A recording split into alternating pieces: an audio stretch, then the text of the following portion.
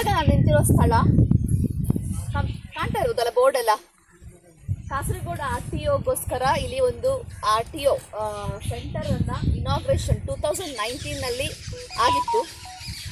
Vehicle ಬಿಡಿ, RTOದವರೇ ಇಲ್ಲಿ ಬರಲಿಲ್ಲ.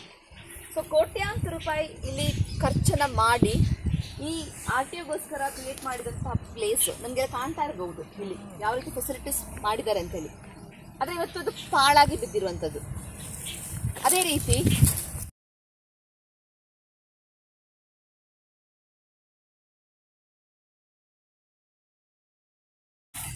ಇದೊಮ್ಮೆ ವ್ಯೂ ನೋಡಿ, ಇದಕ್ಕೆ ಎಷ್ಟು ಕೋಟ್ಯಾಂತರ ರೂಪಾಯಿ ಖರ್ಚು ಮಾಡಿದ್ದಾರೆ.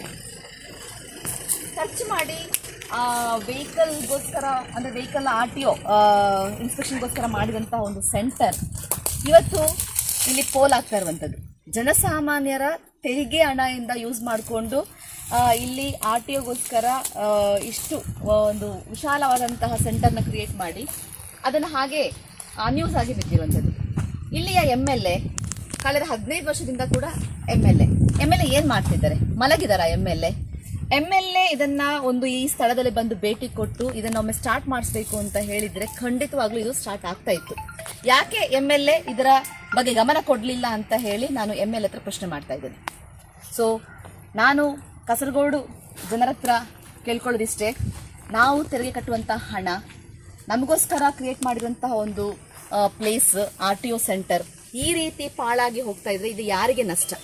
ಒಮ್ಮೆ ಆಲೋಚನೆ ಮಾಡಬೇಕು. ನೀವು ಈ ಸಲ ಮತದಾನ ಮಾಡುವಾಗ ಆಲೋಚನೆ ಮಾಡಿ ಡೆವಲಪ್ಮೆಂಟ್ಗೋಸ್ಕರ ಮತದಾನ ಮಾಡಬೇಕು ಅಂತ ಹೇಳಿ ನಿಮ್ಮಿಂದ ಕಳಕಳಿಯಿಂದ ವಿನಂತಿ ಮಾಡ್ಕೊಳ್ತಾ ಇದ್ದೇನೆ.